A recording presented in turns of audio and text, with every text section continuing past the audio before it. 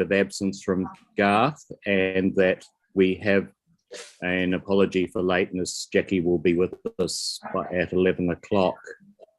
Mr. Chair, I know it's not required.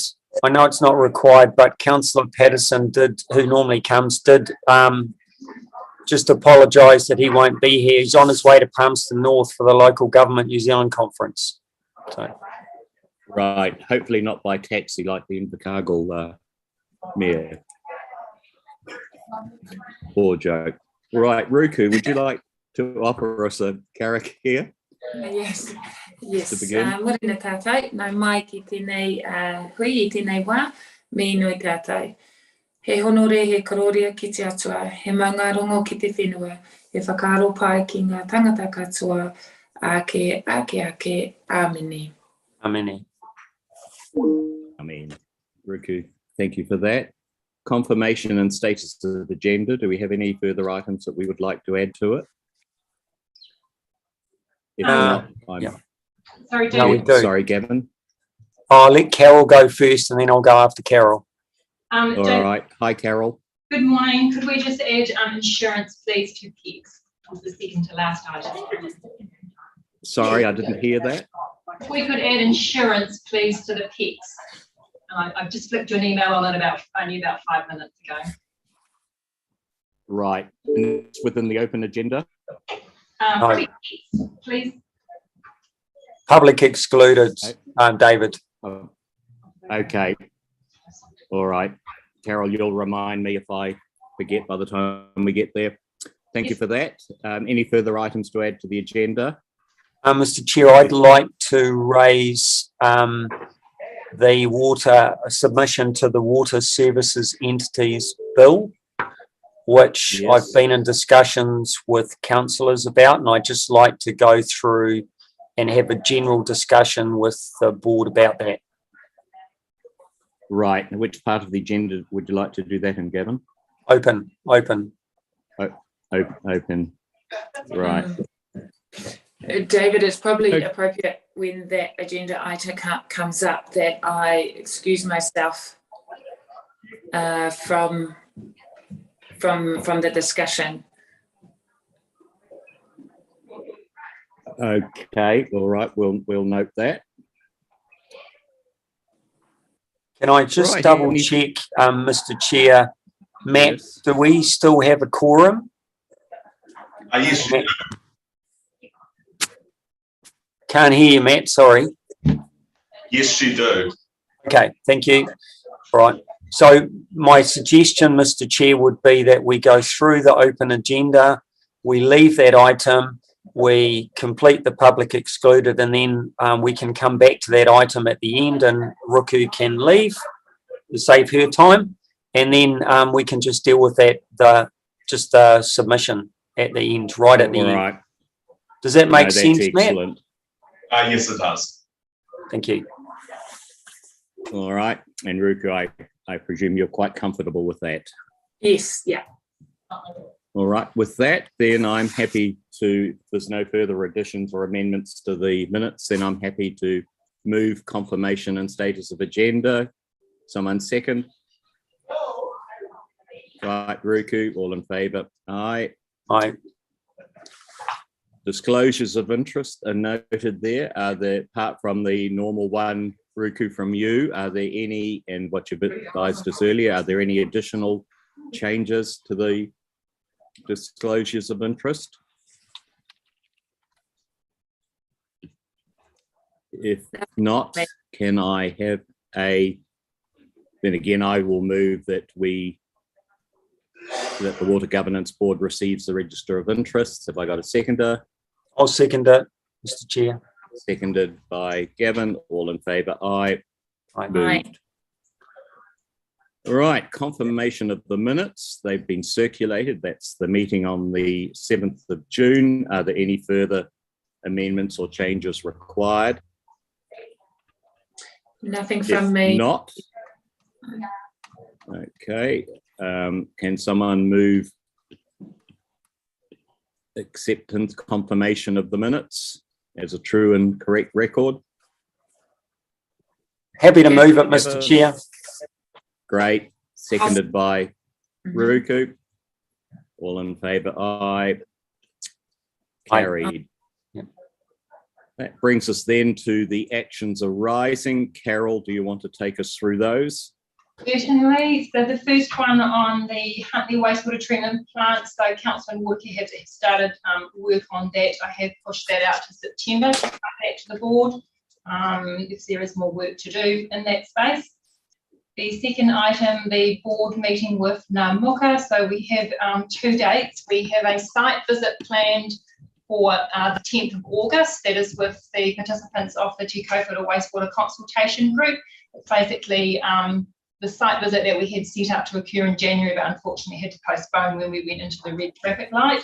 And then separate to that, at the board's next meeting, which we hope to be in person, the end of August, Glenn has agreed that that would be a good date for Ngā Muka to come into council for that meeting and to meet with the board and have an open discussion and further build our relationship.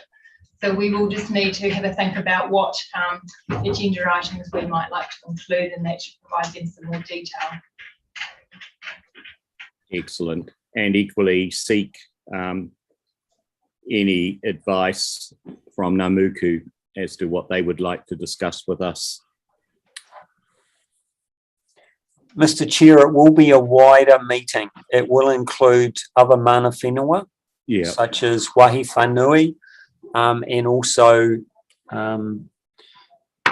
is it, I apologise in advance for my pronunciation, Reo o Waikato, which is Tawera Nikau's group.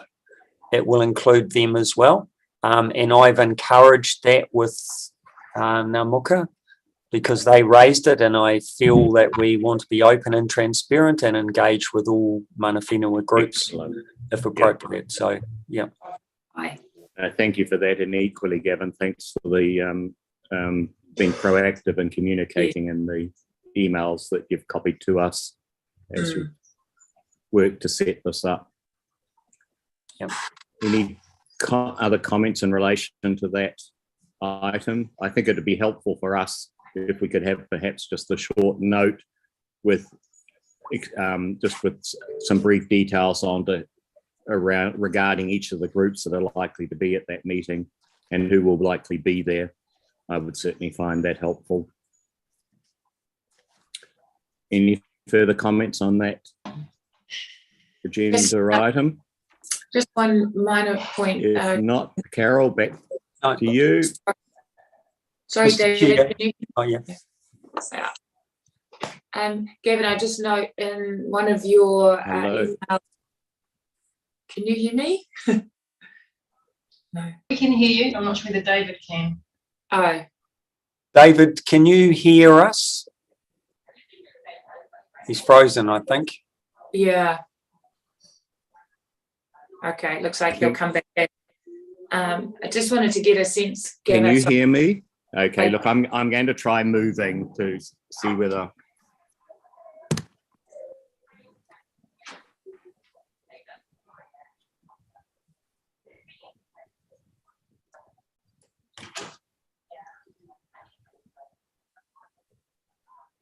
Hello. We can hear Hello, you. David. Can you hear Yeah. us? I can again now. Okay. David, I was just asking in relation to the visit with Ngā Muka and other mana whenua interests. In one of the exchanges between Gavin and Glenn, I think it was, they were inviting a wider discussion on other matters, Gavin. So I think we just need to get clear about what that agenda might look like, or at least a format for that discussion, and to ensure that we're across the issues that he's raising. Through you, Mr. Chair. So, Ruku, I've Yes. taken that to be the discussion we have on the 30th of August. Okay, that makes Right, sense. where because the site visit will include Forest and Game and various other parties on that consultation group. Yeah. So for the Mana Whenua side, I felt that would be the discussion on the 30th with the board. So Awesome. That makes sense. Yeah. Thanks, Gavin. Sorry, David. Yeah, no, that's great. Right, anything further to add to that? Otherwise, we will obviously look forward to that, those discussions. Right, if not, Carol, back to you for the last 3 items in the action register. Thank you, David. The compliance report that's due, next one's due in August. Disclosures of interest, the register has been updated, that's complete, and Port Waikato and Onewhero occupancy assessment is due in September. Good, no, thank you. Board members, any further questions, queries for Carol or others arising from the action register? So, Mr. Chair, it's Gavin again. Look, just the feedback from Te Akau South. You would have received a copy of an email yesterday, which is just again expressing concern around the costs that have been quoted, and providing some information, some historical information, which we'll obviously have to look into. I'm not entirely sure whether we even would have those records because they date back to Franklin District Council days, and whether those records came over when we took over our part of it. I'm not entirely sure. So we'll see what we can find out, or we may have to ask Becca for the report. All right. No, thank you for that. And I presume as many of those issues will get addressed as part of the work being done now, that will come back to us in due course. Yeah. Excellent. No, thank you for that, Gavin. All right. If there's no further items, then I'm happy to move that we receive the action register to 30 June 2022. Can someone second, please? I'll second. Second by Gavin. All in favour? Aye. Aye. Excellent. That then brings us to the first of the open agenda items, the Three Waters Governance Report. Matt, is that for you to report on? Yes, it is. Thank you, Chair. Thanks, Matt. Taking the report as read, but just highlighting some key points, and I will probably briefly discuss probably the events of the last 2 weeks, which in 6 weeks' time may not be quite as fresh, but I'm not sure I'll forget them that quickly. And the report was unfortunately, due to the timing, was a bit of a mix between the May and June results, which we now do have, although one of them still under review. So overall, while the report was the results were based on May, we can now reflect that all performance measures have been achieved in June.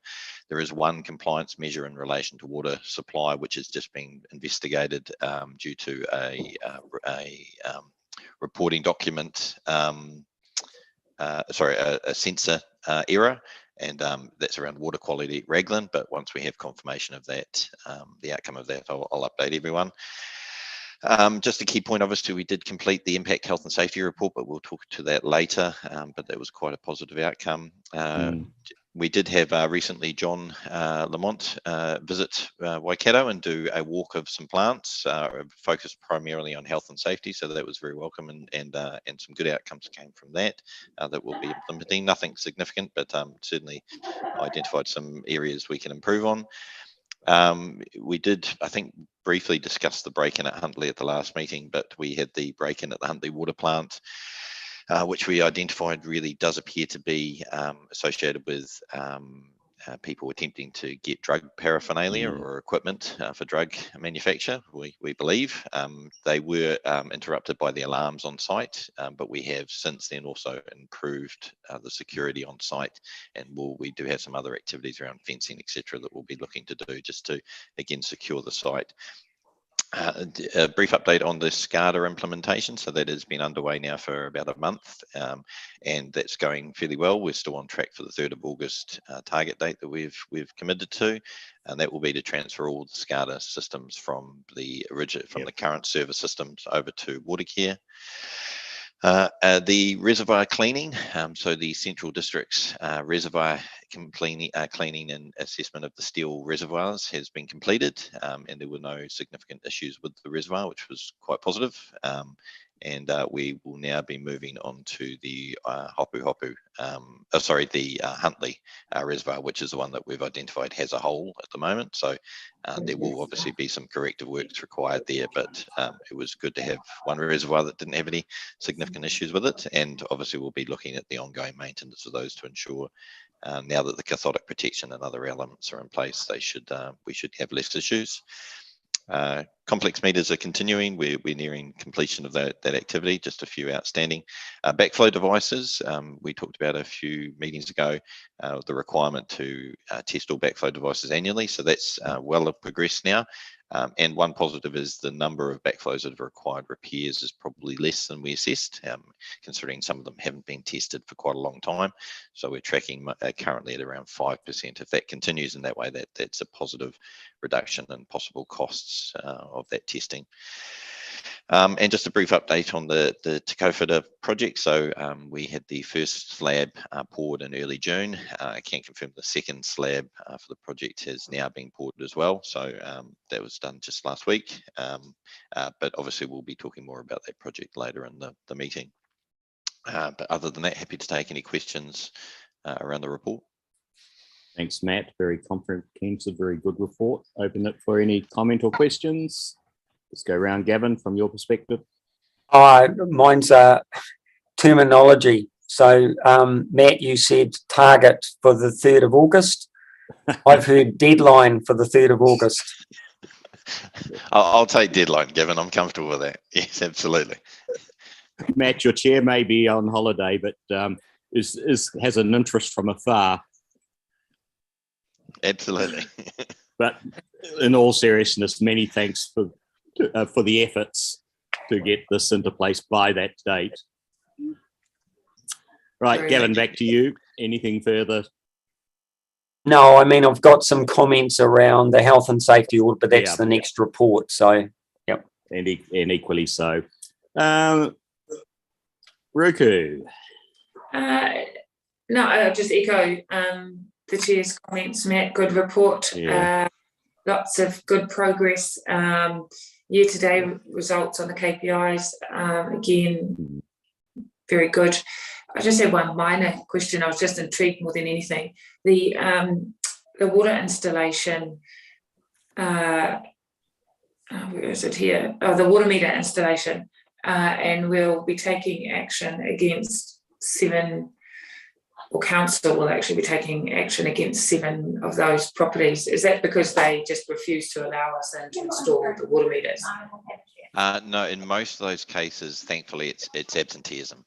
We're unable to contact them and get their approval, so we're having to essentially force the point to be able to do the work. I believe we did have one outstanding customer that was had dissented, but my understanding is we resolved that. So yeah, unfortunately, yes, it's primarily absenteeism.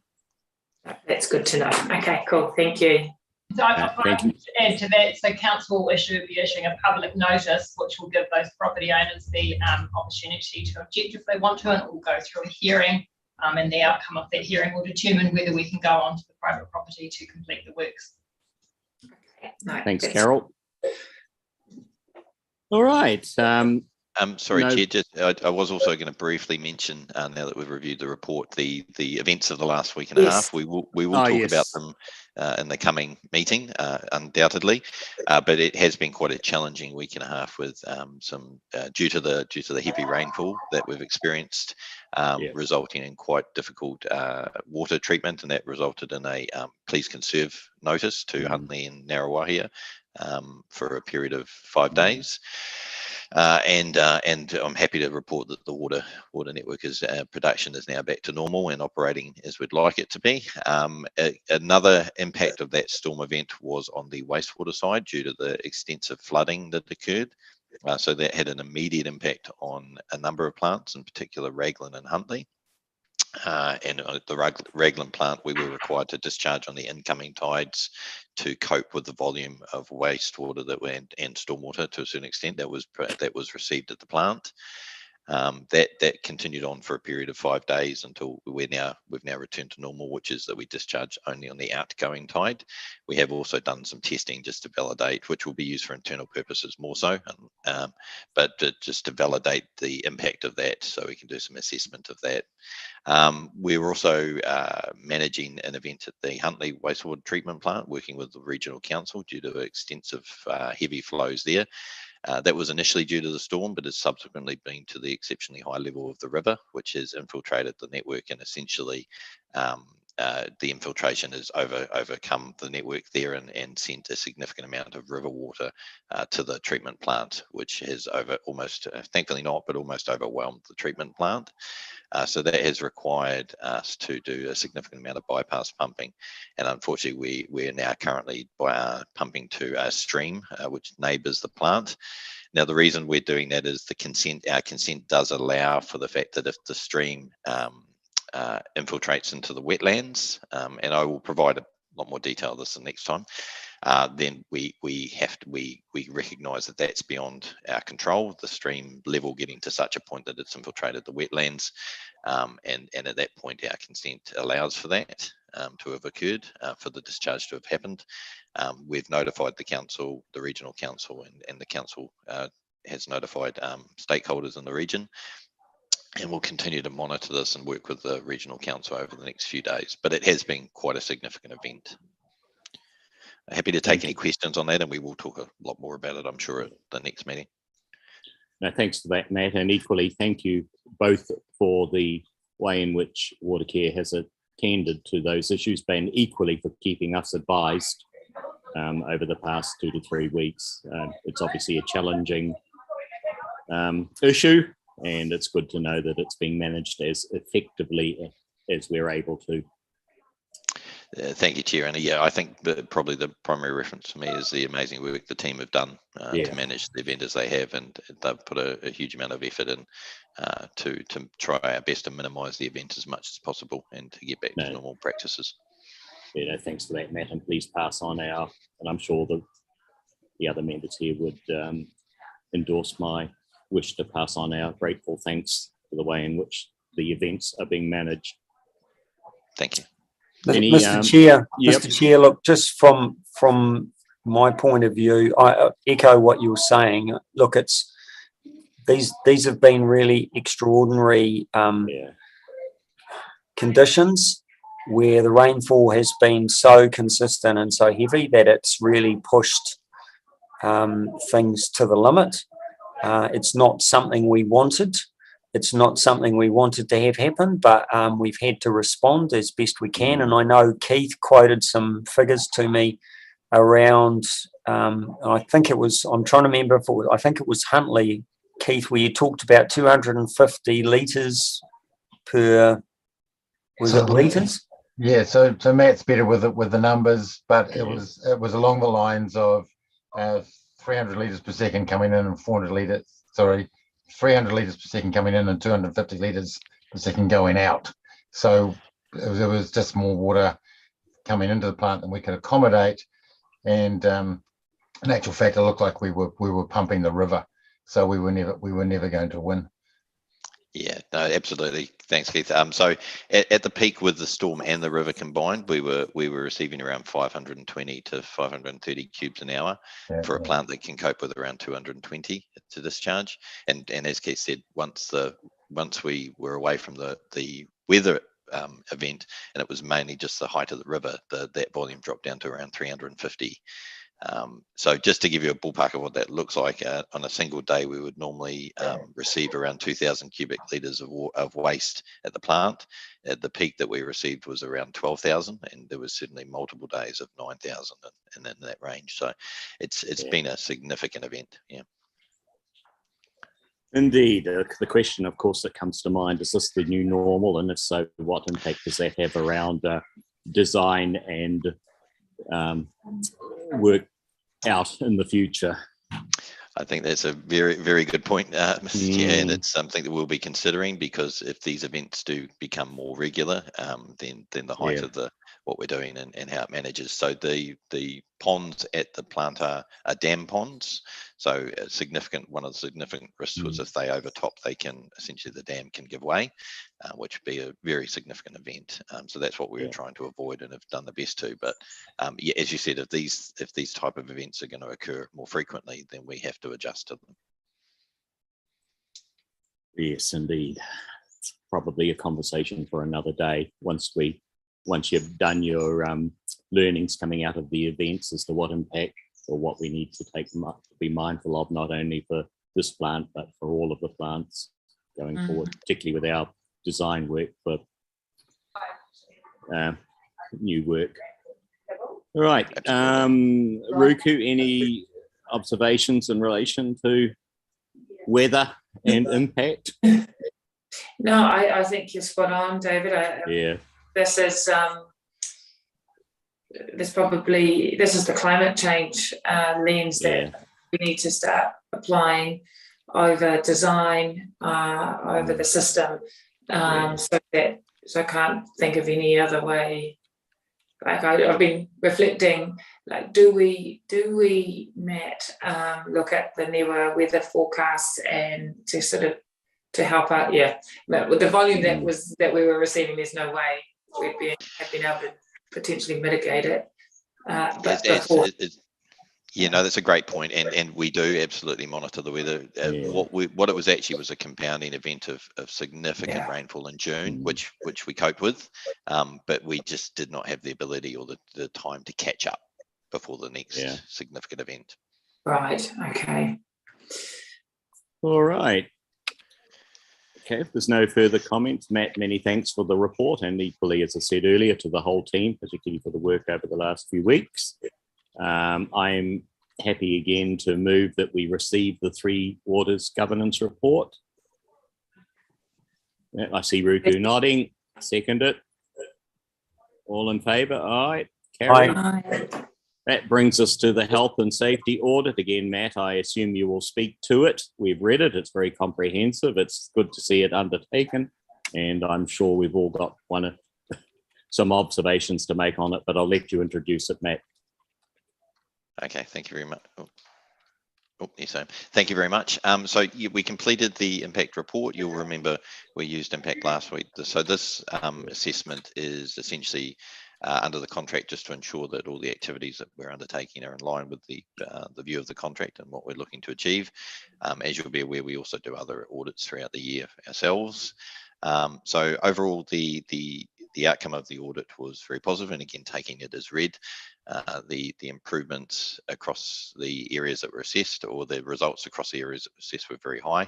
There were 7 recommendations that came out of the report that we will be implementing. We have accepted and implementing. Some of them were also actually confirming what is required and what isn't, around, as an example, the validation of vehicles and what should be done there.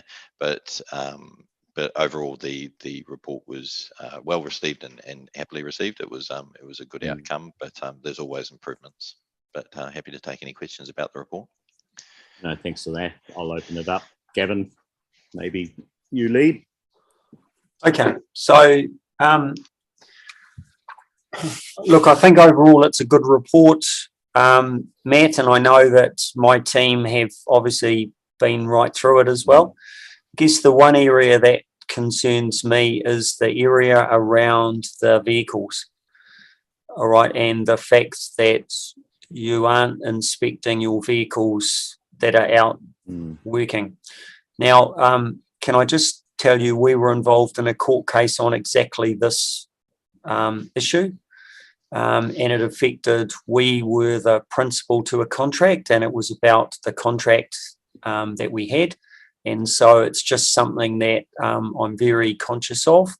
And whilst I know it didn't come out as a high point, it certainly was an issue that we had concerns about for some time in this other contract. So can I just, it's something I would like to see that you are addressing. So that's the thing that I'm most concerned about in this report.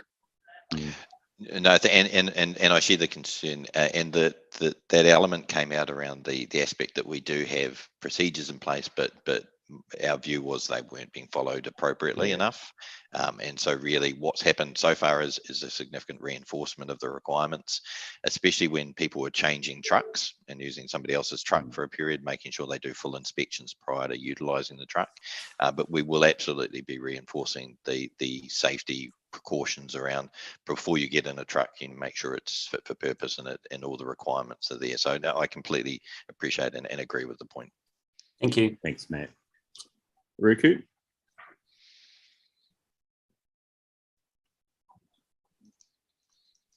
In a similar vein, I guess my question is, so what next? Where do we get visibility? So it's good to hear, Gavin, actually your team's kind of reaction to the issues that have been identified in the report.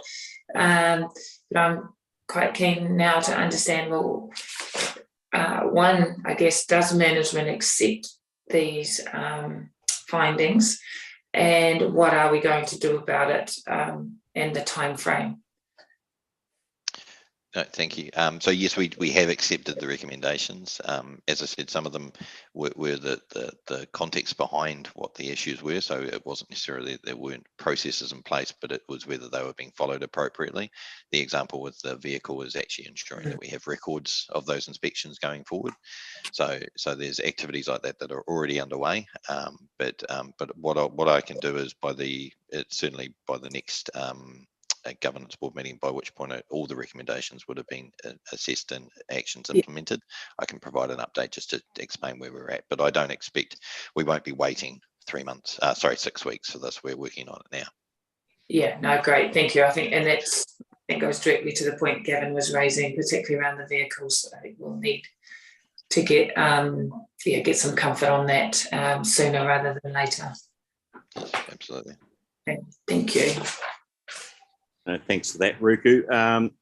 Just one observation that I've got to report that Garth makes, just to record that he fully endorses the health and safety report, and he especially supports the need for the competency assessment and training of staff against the competency frame, which I think is sitting there as, I did see it, recommendation 6. So Matt, that no doubt, as you've indicated, will be accepted along with the other recommendations. The observation from me is I'm pleased to see it's done. It's comprehensive. These things are learning experiences. So I'll welcome if we could take as the action from this, maybe just a short report, even if it's just attached to the monthly report for the next meeting, that just indicates down one column the recommendation and in the second column with what Watercare is doing to implement the recommendations. And then just if you can just then advise us when each of those recommendations have been actioned to your satisfaction. Absolutely. I'm sure that's right. Keith or Carol, from your perspectives, are there any observations you'd like to make, or are you comfortable to go with what Gavin covered off? I'm comfortable with what Gavin recommended. I support Gavin's view around vehicles. In a previous life, I was involved with also a truck rollover that killed the runner that was on board, and went through the pain and anguish in terms of a WorkSafe audit and recommendations. And it was the same thing. It wasn't that that policies and procedures weren't in place. It was in respect to them being fulfilled by the operators. And I just wouldn't want to see Waikato District Council being involved in a similar incident and finding that it was avoidable. I think we all endorse that, Keith, and actually all of us that have had past lives, it's so often that this is one of the absolute key health and safety risks. It's around the vehicles and the way in which they are being operated. Yep. All right. If there are no further observations, then I would invite someone to move the recommendation that we received the report. I think I've seen Ruku's hand, and we're noting the recommendations, and equally, I think we'll just note the fact that Watercare will come back to us at the next meeting with a report on progress against each of the recommendations. So Ruku's moved, Gavin second. I'll second. Yep. All in favour? Aye. Excellent. Carried. Okay. On to the third of the reports, the Te Kauwhata wastewater treatment plant upgrade and recommendations. Now, who's presenting that? That will be me. Back to you. Okay. All right. So I'm going to take it that the reports have been read. In summary, for the Te Kauwhata wastewater treatment plant upgrade, we have a solution to the upgrade. The solution delivers treatment plant and allows the area's growth to be accommodated, but only in part, and that within the funding solution that we have, the treatment plant capacity needs to be reduced to be able to deliver on that funding solution. Part of our funding solution is through our development contributions, and it's also with HIF funding, and so any change to the wastewater treatment plant solution will also need to seek their approval in terms of the capacity change that's happening as part of this proposal. Very stable.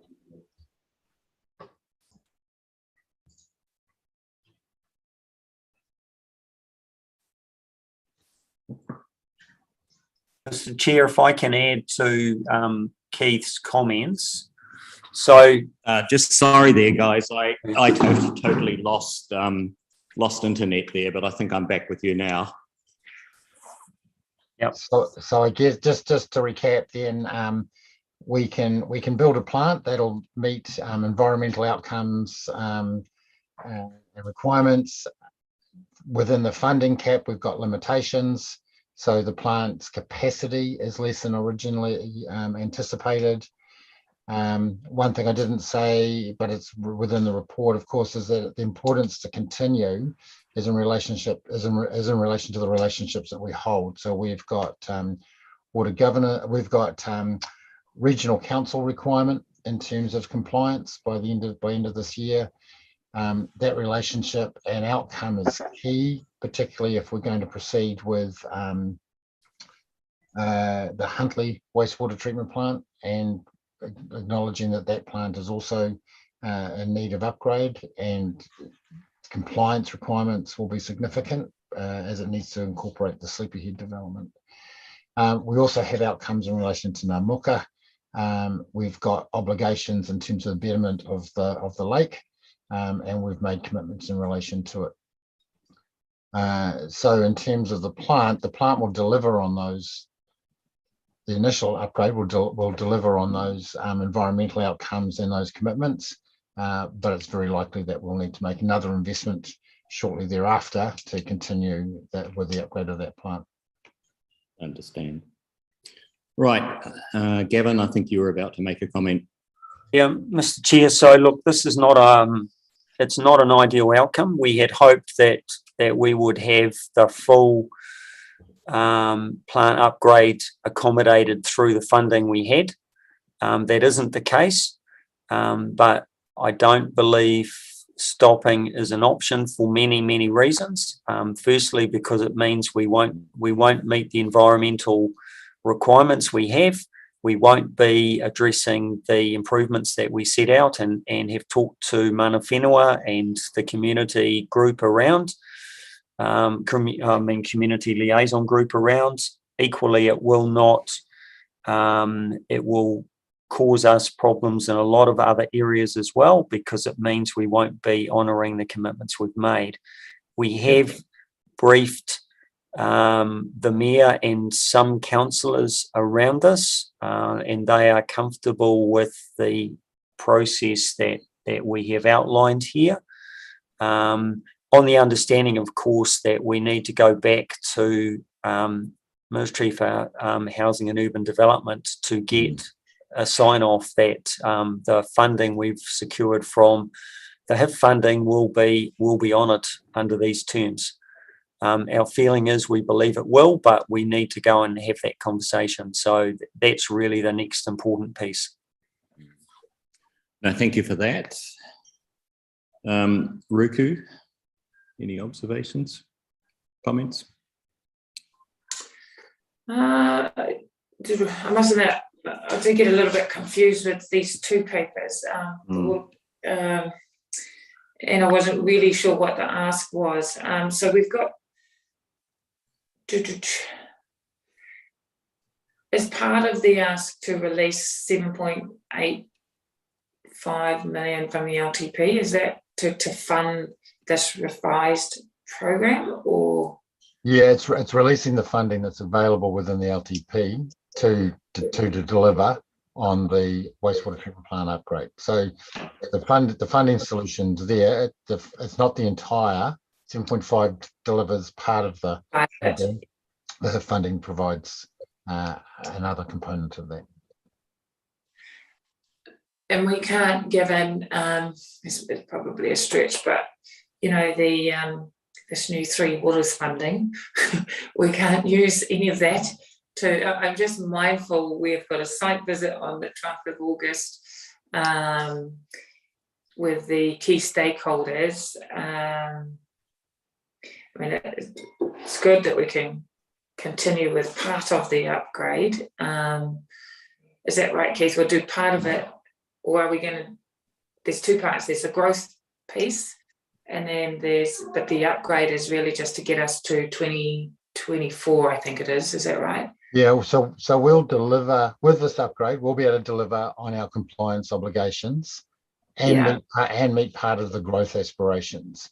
Somewhere between 2025 and 2031, depending on what the development lag looks like, we'll reach the capacity of this plant or the upgraded plant, and we will need to do the third train in order to be able to meet the full requirements of the Tikawata area and the growth that we're expecting.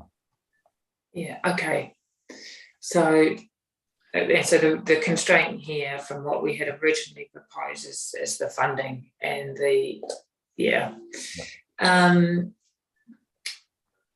so unless we get more money from somewhere, which is unlikely, I support the proposal subject to getting the scope revised for HIF money, I guess, as you've outlined. But have we socialised this new approach with the key stakeholders in Mana Whenua? Not as yet. Okay. Not as yet. So on one thing they will see is that there is development work occurring. Yeah.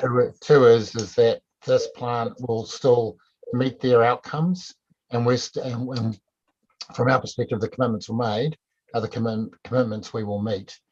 It's just the timing. In terms of the future, one of the things, of course, is with an entity B coming on. Yeah. Is we will ensure that within Waikato District Council, our documentation and planning enables the entity B to continue with that program. So we'll ensure that we're not going to leave the community outside of its requirements beyond 2024. Yeah. Okay. No, that's helpful. Thanks, Keith. Thank you very much. So from my perspective, I guess it's a pragmatic solution given the issue that we're in. I equally note that we do meet our environmental. We're not compromising on the environmental impact. It is simply on the ability to cope with growth, as I understand it, which will be dealt with in the second tranche. So on that basis, I support the resolution. I'm not technically qualified to assess between the merits of each solution, but based on the information, I'm happy to support the option that's being proposed. And equally, I can report that that is Garth's view as well. All right. Any further comments in relation to this paper? Mr. Chair, I'm happy to move the recommendations. Thank you. Ruku, are you comfortable supporting Yes. them? Seconding? Yeah. Your summary was very good there, Mr. Chair. Yeah, we would like to be able to do the full Monty, but at least we're doing the critical pieces to enable our compliance. So on that basis, I think we've got a motion. It's moved, it's seconded. All in favour? Aye. Passed. Right. That brings us then to the Pokeno Tuakau wastewater network upgrade. And Now, is that you again, Keith? that's me again. And I just, for those who've seen Peter, Zoe and Richard appear, Zoe was here for the last paper. She was part of the team that put together the recommendations and the development. So I just want to say thank you. Thank them for joining us. And Zoe, if you've got other things to do, you don't have to hang around for the balance of the meeting. Thank you, guys. Enjoy the rest of the meeting. All right. Well, welcome everyone. Again, I'll take the paper as being read. In terms of the Tuakau Pokeno pipeline, really this paper is about getting on with the task at hand within the funding envelope that we have. The Pokeno Tuakau pipeline supports the growth that we need within the area, particularly in respect to Tuakau, with a number of developments waiting and staging themselves for the introduction of the sewer line along Wangaratta and Bollard Road. Again, this is an issue of funding. We had a funding envelope around a number of upgrades that supported the Tuakau Pokeno interceptor. The funding falls short in respect to being able to deliver on all of the stages. And so we're asking for stages 2 and 3 to be completed within the funding envelope in order to be able to again accommodate the growth phases. We've done some agile engineering in respect to stage 2 on the wastewater pump station, and where it had storage and capacity, we've brought that down to minimize that to the minimal requirements that we need, and we'll go back to the pump station at a later stage in terms of storage requirements. So at the moment, it's a mechanical and electrical upgrade, which increases capacity along with resilience. The pump station is in dire need of an upgrade, and is required in order to be able to deal with existing utilization and growth.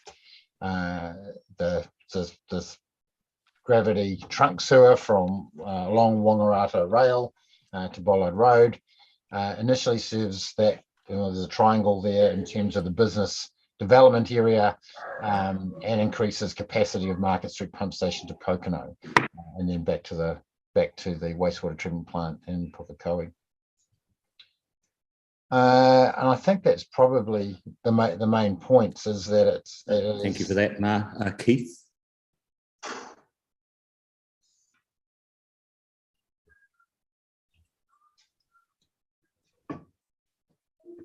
Hello. Yeah, no, I think that, so that for me, that's the main points of the document, and it's really just seeking approval to continue it on a stage basis. No, thank you for that, Keith. Board members, Ruku, this time, any comments, questions, concerns? Ruku's just left briefly. So from my point of view, Mr. Chair, this is work in progress. There is further work that we need to do around looking at options around value engineering for other parts of this whole puzzle, so that we can look to see what other savings can be made. I mean, at the moment, it's very difficult for us to be able to fund this whole program of works, so we're going to need to look at what our options are. Yeah. I agree, David. I think Okay. we all knew that this outcome was inevitable in the current climate with these cost escalations. So I do think, again, it's a pragmatic approach in terms of what's being proposed and how we deal with this. Yeah. Okay, and I would then equally endorse that both Garth and I support the recommendations for the reasons that have been explained to us. They are necessary and sensible and pragmatic given the environment we're in at the moment. So unless there's any further comments to be made, then I suggest we go to the recommendation. I'm happy to move it. Do I have a seconder? Yeah, I'll second it, Mr. Chair. Thank you. All in favour? Aye. Carried. All right. Trade, waste and wastewater bylaw. Largely for information, but who's presenting that? So now it's going to, so just move up the front to make sure you can hear. Thank you. Thanks, Mr. Chair. Hopefully you guys can hear me. Thanks for letting me present an update on the trade waste and wastewater bylaw. I'll just give you an overview of the early engagement feedback and also a brief update on the workshop that we had with council yesterday. So we had our early engagement from 20th of May to 20th of June, and we basically emailed over 120 stakeholders, but unfortunately we only received 7 responses within that month, which wasn't as much engagement as we wanted, but the feedback that we did receive was very helpful. We have tried to implement some of this feedback into our bylaw for both trade waste and wastewater, especially with reference to Te Tura Whaimana. We were especially interested in hearing the view on mortuary waste, the mortuary waste clause. We had some stakeholders express their preference for land-based disposal of mortuary waste as opposed to disposal into the river, and the need for us to have more consultation with tangata whenua. But there was also some groups, especially one from a funeral home, conveying their concerns with the costs involved with implementing an alternative solution that will meet cultural needs. We presented this feedback to council yesterday in the workshop, along with the approach that Gisborne District Council have taken with their mortuary waste clause and their solution. And council has made the final decision to include this clause in our bylaw, and for us to go out for formal consultation with this. And what you have in front of you is also some of the other clauses that we've proposed. These are subject to legal feedback. The consensus was that we were going to go through the entire bylaw and try and simplify some sections, and essentially make it easier to read without all the technical and legal jargon. Thank you. Thank you very much. Any comments?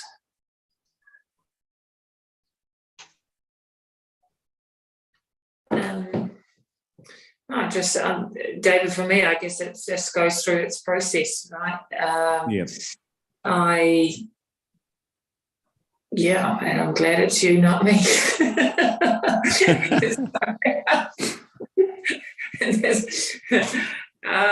It was an interesting paper, but I do think that where the team has landed in terms of the clauses that have been proposed, they make sense, they're good, but I appreciate tension around the mortuary waste and how that must be dealt with. But Yeah. Hmm. Good luck. No. Yes, I must comment. It hadn't been an aspect that I had thought about until I was reading this paper. Mm. So, Gavin, from your perspective, A bit like Ruku. I mean, bylaws are not my favourite. Not my favourite topic when we're dealing with council issues, but it's nothing to do with the work that's been done. It's just they are a source of great challenge. So I'll leave it there, Mr. Chair. no, thank you very much. So I think on that basis, you can hear you've got our support. We have a recommendation here. Can I have someone move it that we receive the report, we note the changes proposed, and we advise staff? Well, we've got no further comment to make, so I guess the recommendation is essentially A and B. So, I'll move Gavin, it, are you Mr. happy Chair. to? Yep. Ruku, are you happy to second it? Yes, yes. And I'm happy to endorse, so I think that makes us unanimous. So, thank you very much. All right, Three Waters Reform Project update. Carol, that must be you. Carl, Mr. Chair, that will be me, Doron. That would be you. I got that wrong then, didn't I? We don't want to give too much work to Carol. All right. All right, Morena Whana, I will take the report as read.